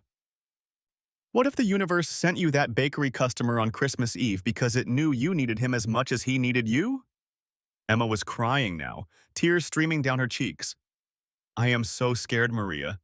I know, sweetheart. But sometimes the best things in life require us to be brave. That night, alone in her apartment after Oliver was asleep, Emma thought about what Maria had said. She thought about Daniel, his kindness, his patience, his unwavering support. She thought about the way he looked at her sometimes, like she was something precious, something worth protecting. And she thought about Oliver. How much her son had blossomed under Daniel's attention, how he talked about Uncle Daniel constantly, how his face lit up whenever Daniel came by. Oliver had never had a father figure. Ryan had disappeared before Oliver was old enough to remember him. But Daniel was everything a father should be, patient and kind, firm but gentle, genuinely interested in what Oliver thought and felt. He did not treat Oliver like a burden or an obstacle. He treated him like a person worthy of respect and attention. What would happen to Oliver if things did not work out? If Emma let herself fall for Daniel and then it all fell apart? Oliver would be devastated. He would lose the closest thing to a father he had ever known. But what would happen to Oliver if Emma pushed Daniel away? If she let fear hold her back from something that could be wonderful? She did not have answers. All she had were questions and doubts and a heart that ached to trust again but did not know how. She fell asleep that night without resolution, still caught between hope and terror. The breakthrough came, as so many things do, from the mouths of babes. One Saturday morning in early May, Daniel was making breakfast for Grace when his daughter looked up from her cereal with those serious brown eyes, Jennifer's eyes, and asked a question that stopped him cold. Daddy, is Miss Emma going to be my mommy? Daniel nearly dropped the spatula he was holding. What? Miss Emma? Grace repeated patiently, as if speaking to someone very slow. She is nice, and she makes really good cookies, and she hugs me like Mommy used to before she went to heaven. And Oliver is like my brother already. So is Miss Emma going to be my mommy? Daniel set down the spatula, his hands suddenly unsteady. He moved to the table and sat down across from his daughter, trying to find the right words. Grace, that is a big question, but you love her, right? Grace's brow furrowed. I can tell. You smile different when she is around, and you are always happy after we see her. It is complicated, sweetheart. Why? The simplicity of the question nearly broke him. Why indeed? Why was something that felt so right also feel so terrifying? Because Daddy still misses Mommy very much, Daniel said carefully. And Miss Emma has been through a lot too. We do not want to rush into anything. Grace considered this with the gravity of a 4-year-old philosopher. But Mommy is in heaven now, she said finally. She cannot come back, and Miss Emma is here and she makes us happy. Is that not what Mommy would want, for us to be happy? Daniel's throat tightened. Yes, baby. I think that is exactly what Mommy would want. Then you should tell Miss Emma you love her, Grace declared, returning to her cereal as if the matter was settled. It is not that complicated, Daddy. At that same moment across the city, Emma was having a remarkably similar conversation. Oliver had been quiet all morning, which usually meant he was thinking about something important. Emma had learned to wait him out, to let him process in his own time. Come to her when he was ready. The moment came while she was washing dishes. Mom? Yes, sweetheart? Oliver was sitting at the kitchen table, turning his glass of orange juice around and around in his hands. You know Uncle Daniel? Emma's heart skipped a beat. Yes, I like him a lot. Oliver paused, choosing his words carefully. He was always so careful with words, her serious little boy. He plays with me. And he does not yell or get mad when I make mistakes. And he asks me questions about stuff I like he really cares what I think. He does care, Oliver. He thinks you are a great kid, I know. Oliver was quiet for a moment. My real dad. He did not care, did he? That is why he left? Emma dried her hands and came to sit beside her son. Oh, honey, that had nothing to do with you. Your father had problems he could not face, and he ran away from them. But you were never one of his problems. You were the best thing that ever happened to us. I do not remember him, Oliver said quietly. I used to try, but I cannot remember what he looked like or sounded like. It is like he was never real. Emma's heart broke for her son. I am sorry, baby. I am sorry he was not strong enough to stay. It is okay. Oliver looked up at her with those two old eyes. I do not miss him. I cannot miss someone I do not remember. He paused. But Mom, I think I want Uncle Daniel to be my dad, for real. Emma felt tears spring to her eyes. Oliver, he is nice to you. He makes you smile. And Grace could be my sister. And we could all be a family. Oliver's voice was barely a whisper now. I have never had a dad, Mom. I want one. And I want it to be him. Emma pulled her son into a fierce hug, tears streaming down her face. I know, baby. I know. Do you love him? Oliver asked, his voice muffled against her shoulder. Uncle Daniel? Emma thought about everything she had been trying not to feel. The flutter in her chest, the warmth when he walked into a room, the sense of safety she felt when he was near, like she had finally found shelter after years of storm. Yes, she whispered, I think I do. Then you should tell him, Oliver said, pulling back to look at her with startling directness. He should know.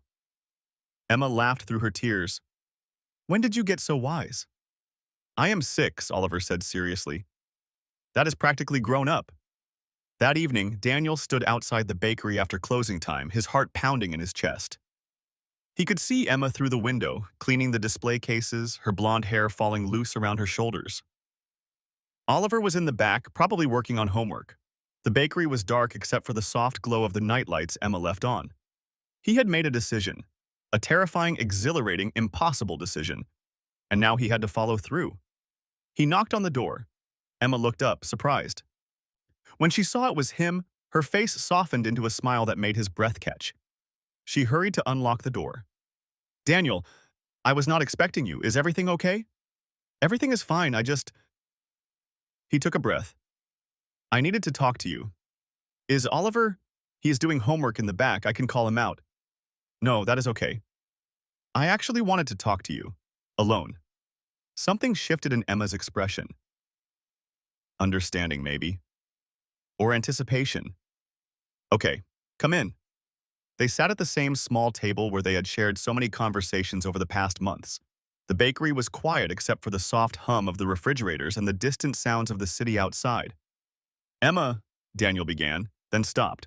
The words he had rehearsed in his head suddenly seemed inadequate. Stupid. Too much and not enough at the same time. Grace asked me something this morning, he said finally. She asked if you were going to be her mommy. Emma's eyes widened. She did? She said you make me smile different, that I am happy when you are around. Daniel laughed, a nervous sound. Apparently I am not as subtle as I thought I was. Daniel, wait, please, let me finish. He took another breath, forcing himself to meet her eyes. I am falling in love with you, Emma. I have been falling for months, and I have been too scared to admit it. Even to myself. Scared because I still miss Jennifer. Scared because I do not want to mess up what we have. Scared because the last time I loved someone, I lost her. And I do not know if I could survive losing someone else. Emma's eyes were filling with tears, but she did not look away. But this morning, as my 4-year-old daughter looked at me and told me it was not complicated. That if you make us happy, I should tell you. That is what her mommy would have wanted. Daniel's voice cracked. And she is right. She is absolutely right. Jennifer would want me to be happy. She would want Grace to have a mother again. And Oliver? He deserves a father, Emma. He deserves someone who will be there for him. Who will show up day after day. Who will love him not because he has to, but because he wants to. Daniel, I need to tell you something, Emma said, her voice trembling. What? Oliver asked me the same thing this morning. She laughed through her tears. He asked if you could be his dad. For real. Daniel stared at her. He did? He said he wants a family. He said he wants us. Emma reached across the table and took his hands. And I want that too. Daniel, I have been so scared. Scared of getting hurt again. Scared of trusting again. Scared that if I let myself love you and it falls apart, I will not survive it. But I am more scared of spending the rest of my life wondering what might have been. Then let us be scared together, Daniel said, his voice rough with emotion. Let us figure it out together. Whatever happens, whatever challenges we will face them as a team. Emma was crying openly now, but she was smiling too. A brilliant, radiant smile that made her whole face glow. Okay, she whispered. Let us do it. Daniel leaned across the table and kissed her. It was a gentle kiss, tender and questioning. A promise more than a declaration, an asking and an answering all at once. When they pulled apart, both of them were laughing and crying at the same time. We should probably tell the children, Emma said. I think they already know, Daniel replied. I think they knew before we did. Later that evening, the four of them sat together in Emma's small apartment. Daniel and Emma on the worn couch, Grace and Oliver on the floor, and had a conversation that would change everything. So what this means, Daniel explained carefully, is that Miss Emma and I are going to be together, like a boyfriend and girlfriend. We know, Grace said impatiently. We told you to do that. You are very bossy, Oliver observed. I am 4 1/4, Grace said, as if that explained everything. Daniel looked at Emma and they both burst out laughing. And in that moment, in that tiny apartment with its threadbare carpet and its cheerful curtains, surrounded by 2 children who had somehow become the architects of their happiness, Daniel felt something he had not felt in 18 months, complete. 2 months after Daniel and Emma became official, everything almost fell apart.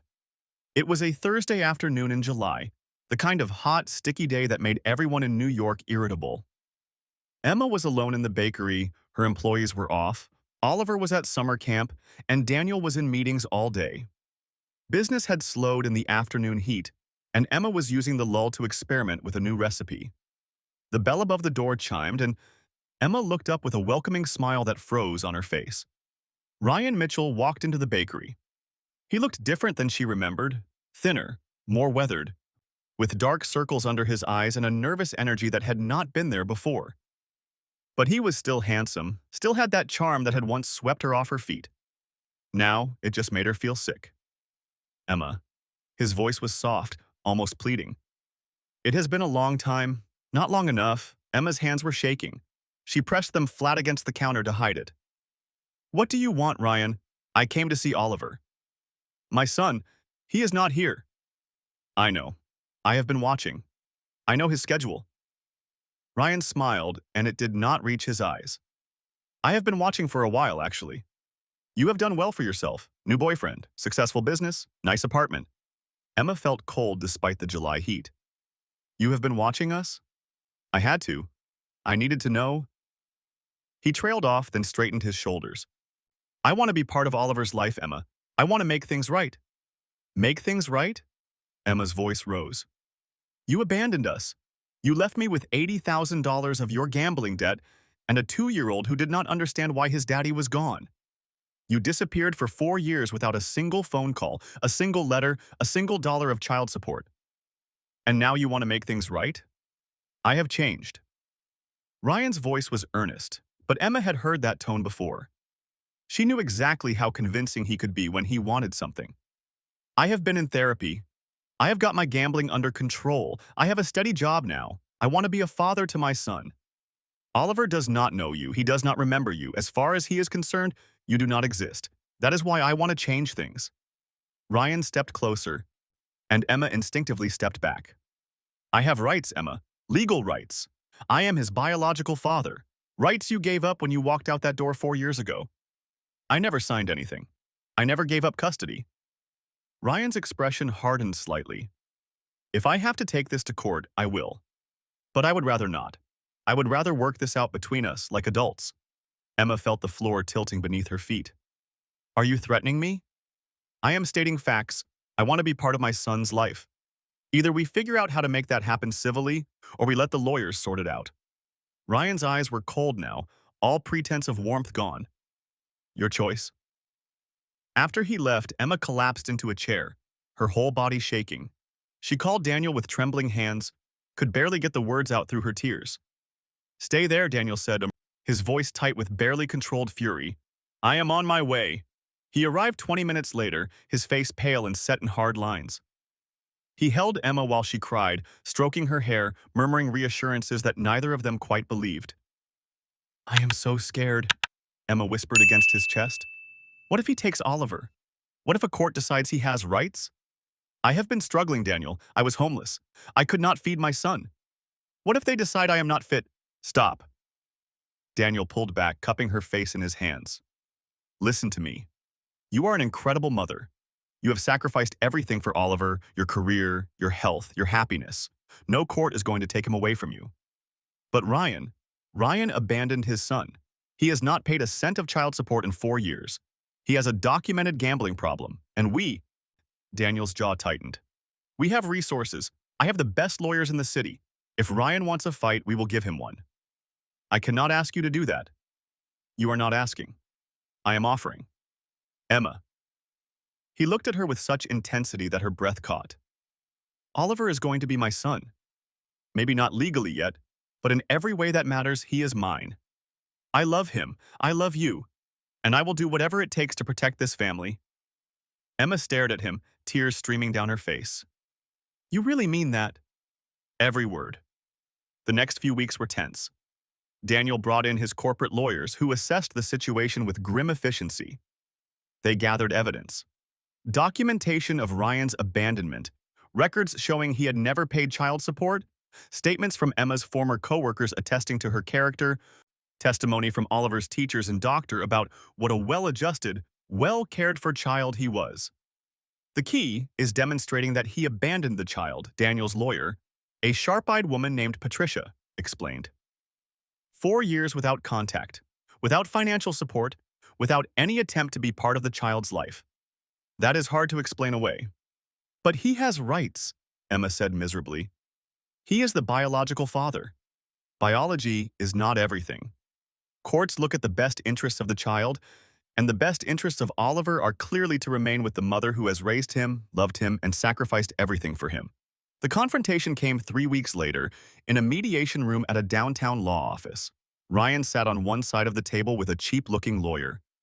Emma sat on the other with Daniel and Patricia and a stack of evidence binders that told the story of the past 4 years.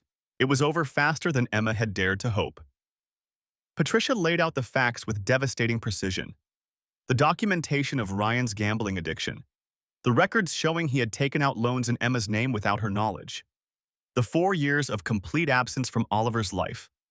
The testimony from neighbors and coworkers and teachers, all painting a picture of a mother who had done everything humanly possible to provide for her son. My client has rights, Ryan's lawyer argued weakly. Your client walked away from his rights when he abandoned his family, Patricia replied. He has made no attempt to contact the child in 4 years. He has paid no child support. He has shown no interest in the child's welfare until now, when, coincidentally, he discovers that the mother has become financially successful. She turned to Ryan with ice in her eyes. This looks like a shakedown, Mr. Mitchell. It looks like you saw an opportunity to extract money from a woman you already cheated once, and you are using your biological connection to a child you have never bothered to know as leverage. Any judge will see that. Any court will see that. Ryan's face went pale. He looked at Emma, then at Daniel, then at the stack of evidence against him. Something seemed to crumble in him, some last reserve of bravado or denial. Fine, he said flatly. I will sign whatever you want. I will give up custody, parental rights, whatever. He looked down at his hands. Just do not come after me for the back child support. I do not have it. I do not have anything. Emma should have felt triumphant. Instead, she just felt tired. Tired and sad for the man Ryan had become, for the father Oliver would never know. We will not pursue back support, Patricia said, but in exchange, you sign complete termination of parental rights. No contact with the child, now or in the future, unless the mother and child both consent. Ryan signed. And just like that, it was over. Outside the law office, Emma leaned against Daniel and cried, not from sadness but from sheer overwhelming relief. It is over, she kept saying. It is really over. It is over, Daniel agreed, holding her tight. He is gone, Emma. He can never hurt you or Oliver again. That night, the four of them had dinner together, Daniel and Emma, Grace and Oliver. The children did not know what had happened. They did not need to know the details. All they knew was that the grown-ups seemed happier than usual, that there was ice cream for dessert, and that something good had happened that day.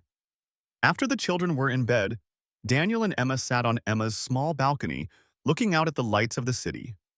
It was a warm night, and the sounds of the neighborhood drifted up to them. Music from a distant bar, the laughter of people walking home, the endless hum of New York. Thank you, Emma said quietly.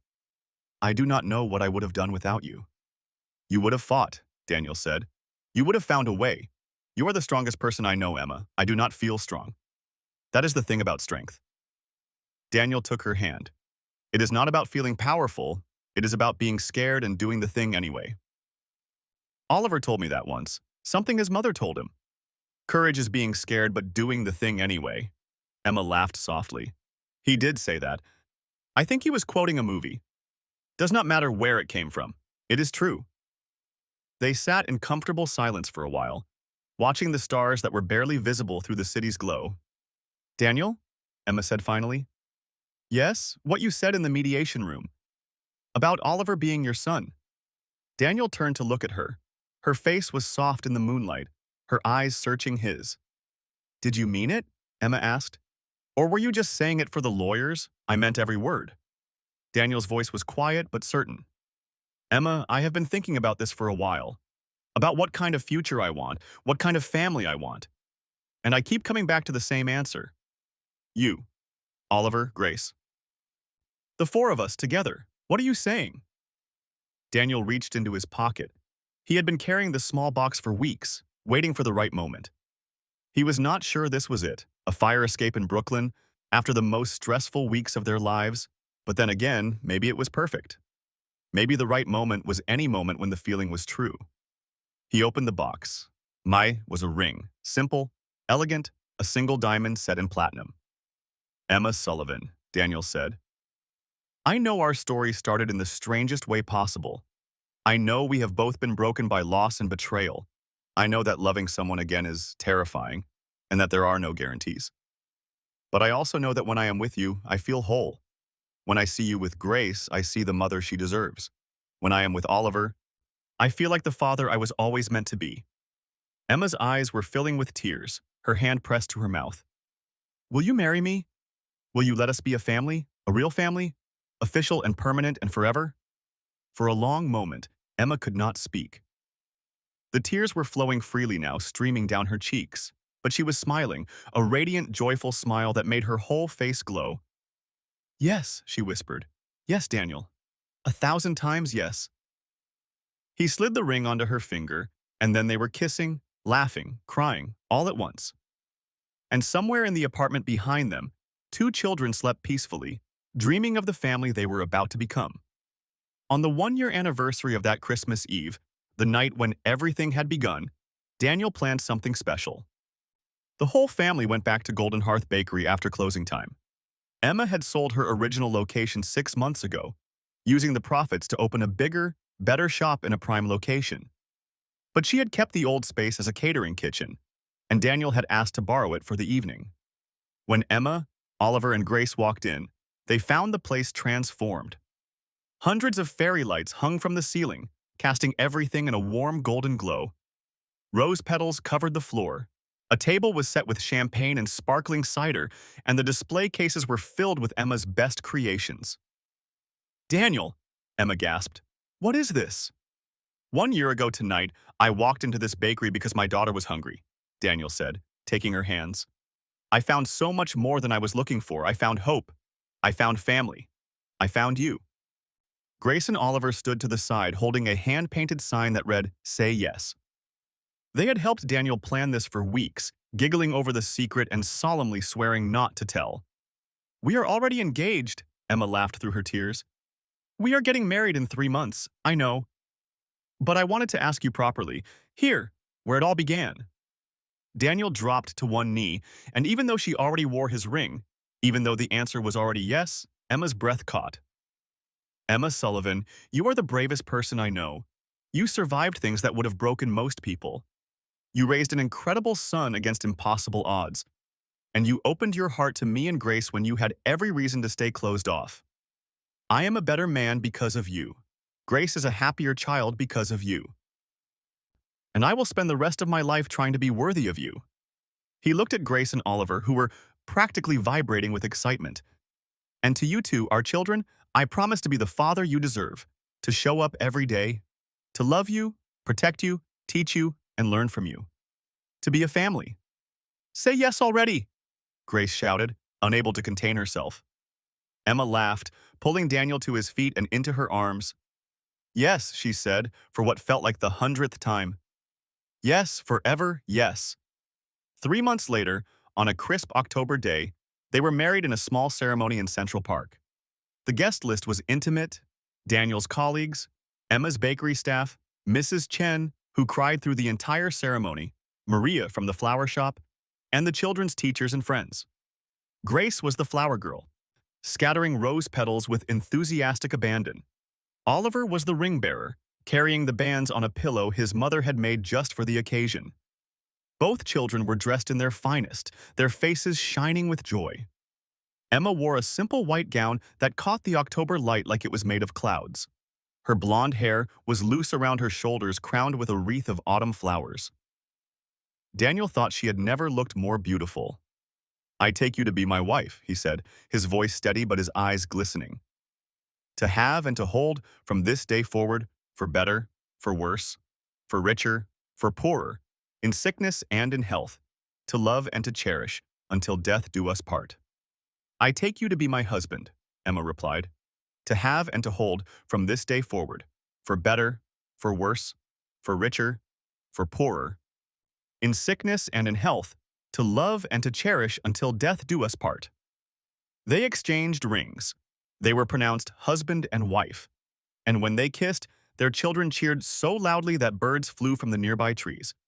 2 years after that Christmas Eve, Emma stood in her flagship bakery, the beautiful new location with its floor-to-ceiling windows and gleaming display cases, and watched a young woman approach the counter. The woman was thin, too thin, with dark circles under her eyes and clothes that had seen better days. She counted coins carefully from a worn purse, her lips moving as she added up what she could afford. Beside her stood a little girl, maybe 5 years old, staring at the pastries with naked longing. Just the small loaf of bread, the woman said quietly. The day-old one, Emma remembered. She remembered counting coins, remembered the shame of choosing the cheapest option, remembered Oliver's eyes when he asked about expired bread. Actually, Emma said, reaching for a box, we made too many pastries this morning. They will not keep until tomorrow, and I hate to waste them. Would you mind taking some off our hands? The woman looked up, her eyes filling with tears. I could not. Please, you would be doing me a favor. Emma packed the box carefully. Chocolate croissants, cinnamon rolls, the little girl's obvious favorite danishes. And the bread is on the house. Consider it a Christmas in July special. The woman stared at the box, then at Emma, then at the box again. Why? She whispered. Why would you do this? Emma smiled, remembering a snowy night 2 years ago, a crying child, a stranger's kindness that had changed everything. Because someone helped me once, when I needed it most. She asked me to promise that I would do the same someday. Emma pressed the box into the woman's hands.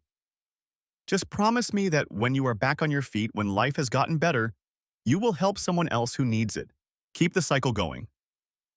The woman nodded, tears streaming down her face.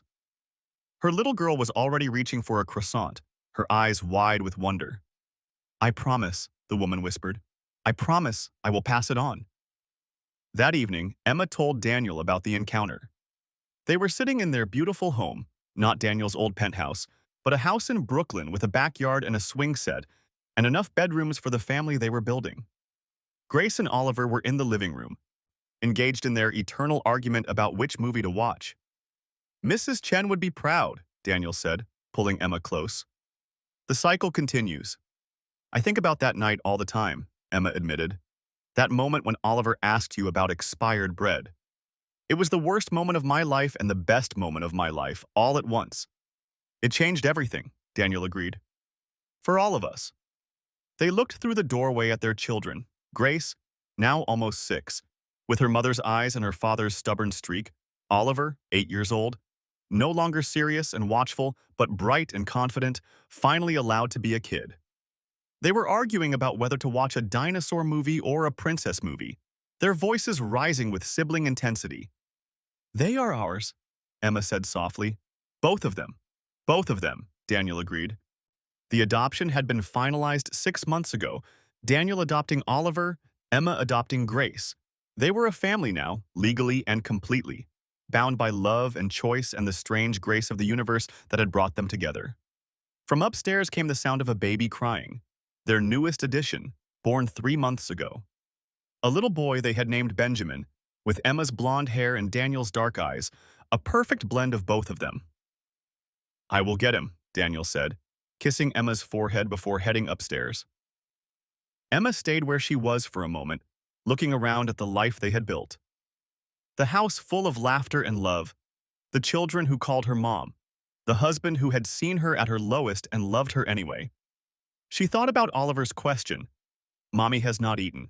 Can you share your expired bread? And marveled at how that moment of desperation had opened the door to everything beautiful. That is how the world should work, she thought.